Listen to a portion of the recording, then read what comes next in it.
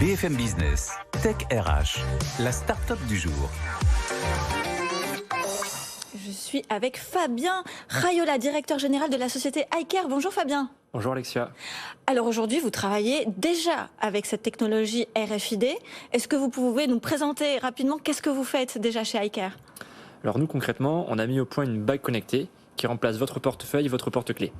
Avec cette bague, vous pouvez prendre certains transports publics, vous pouvez rentrer chez vous, mettre votre badge pour votre accès à la salle de sport, partager votre carte de visite et surtout payer en sans contact partout dans le monde. Alors la faisabilité technique, d'accord. Oui. Ce que je comprends pas trop, c'est comment est-ce qu'aujourd'hui je peux mettre mon pass Navigo par exemple sur cette bague ? Est-ce que c'est possible ? Alors le pass Navigo, concrètement, technologiquement, c'est possible. Et là, c'est au niveau des autorisations que ça blesse pour qu'on puisse pouvoir réussir à le déployer. Ok, donc en fait c'est uniquement, je peux utiliser cette technologie RFID uniquement avec les autorités ou les administrations ou les portes qui me le permettent, qui me l'autorisent. Concrètement, le fait d'avoir des objets connectés qui ont cette technologie-là, ça ne permet pas forcément d'avoir accès à tous les endroits où il y a du sans contact, où il y a de technologies similaires, mais ça permet d'avoir une clé qui peut être compatible avec chacun de ces endroits-là. Typiquement pour les salles de sport, on peut être compatible avec les salles de sport à condition que la salle de sport que les bagues soient enregistrées comme si c'était un badge d'accès classique. Et c'est pas parce que j'ai une bague connectée que forcément je peux rentrer librement dans toutes les salles de sport. D'accord, donc pour l'instant, il faut quand même que l'entreprise partenaire soit d'accord avec cette technologie et qu'elle l'accueille. C'est le but, justement, parce qu'au moins on n'est pas là pour imposer un accès libre à tout le monde. On reste restreint à ce que le partenaire autorise. Alors vous avez vous-même essayé déjà des implants RFID, puisque c'est la thématique de Tech RH. Vous avez testé cette technologie à titre personnel. Est-ce que vous pouvez nous raconter ce qui s'est passé ? Déjà, pourquoi vous avez fait ce choix et comment ça s'est passé ? Alors ça remonte au tout début de la création de la société et on n'avait pas encore de prototype et on voulait tester un peu les différents moyens d'identification du futur. Donc on a testé des bracelets, on a testé les empreintes digitales, on a testé des bagues, on a également testé les implants sous-cutanés. Et du coup, dans une démarche d'innovation, on va dire, R&D. Voilà, c'est ça. Je me suis fait avec un ami implanter une bague, une puce dans la main. Et ça a été un échec cuisant. Pourquoi ? Parce qu'en fait, on a été tellement focalisé sur le fait de le faire dans des conditions sanitaires décentes qu'on ne s'est pas du tout rendu compte qu'il y avait un sens quand il fallait injecter la puce dans la main. Et donc du coup, la puce s'est cassée à l'injection, donc elle a fonctionné 24 heures et après elle n'a plus marché. Ah, parce qu'il y a en plus un sens à avoir, donc il faut avoir une certaine connaissance. Écoutez, on n'a pas forcément bien lu le manuel d'utilisation, mais oui, il semblait. Alors elle est restée 24 heures dans votre main. Qu'est-ce que vous avez fait pendant 24 heures ? Non, en fait, elle est toujours dans ma main aujourd'hui, concrètement. Elle est toujours dans votre main. Et le docteur m'a dit que tant qu'il n'y avait pas de démangeaison, de signes extérieurs ou de douleur, ça n'était pas dangereux pour la santé. Donc aujourd'hui, j'ai certes une puce implémentée dans ma peau, mais elle ne me sert à rien. Elle vous a servi 24 heures ou pas ? Exactement, oui. Qu'est-ce que vous avez fait pendant 24 heures ? Je faisais démarrer une voiture télécommandée. Ça vous a servi ? Ça vous avez semblé utile ? C'était dans le cadre d'une démonstration pour un salon et ça marchait très bien pendant 24 heures. Vous l'auriez utilisé plus longtemps ?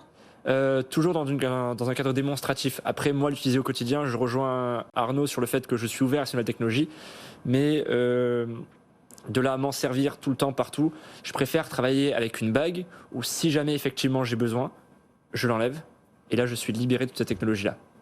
Donc ça veut dire que pour iCare, l'évolution de la RFID ne sera pas dans un implant, c'est quoi pour vous l'avenir ? Alors c'est pas forcément pour iCare Technologies ou la vision de l'entreprise, mais effectivement dans les générations futures, le fait d'avoir des implants sous-cutanés va être beaucoup plus commun. Aujourd'hui déjà on a des prothèses de hanche, des prothèses de genoux, des appareils auditifs qui sont implantés sous la peau. Et ça va arriver. Après, nous on pense que la bague c'est vraiment l'étape ultime entre la technologie et le corps, parce qu'on peut encore aujourd'hui choisir de ne plus en avoir besoin. Une fois que la puce est implémentée dans la peau, on ne peut plus l'enlever.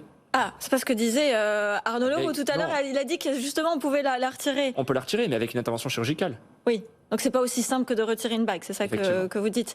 Comment va évoluer du coup cette technologie RFID ? Est-ce que vous pensez qu'elle est déjà obsolète ? Il y a quelque chose d'autre qui va venir après ? Est-ce que finalement cet implant RFID n'est pas un vieux sujet déjà ? C'est un sujet futuriste, je pense. Après, comme tout, il faut que les mœurs et la réglementation l'autorisent pleinement. Et là, il y a encore un petit peu de chemin à parcourir. Moi, je pense que l'évolution, elle va être au contraire hyper intéressante parce que cette technologie, non seulement elle ne nécessite que très peu de batterie, donc on peut fonctionner avec des objets qui n'ont pas de batterie, comme la bague par exemple, ou des bracelets. Et on va pouvoir l'enrichir de chaque usage et faire en sorte qu'elle ne serve à quasiment tout faire aujourd'hui. Tout le portefeuille, tout le porte-clés, et bientôt les cartes de fidélité, les billets d'avion, les billets de train, ce qui est déjà sans contact dans des badges, on va pouvoir l'implémenter dans des puces qui iront sous la peau, des bracelets, des bagues et plein d'autres choses. Est-ce que vous comprenez les Français qui sont très inquiets par cette technologie ? Complètement, dans le sens où c'est quelque chose qui fait peur, parce que c'est un changement d'habitude.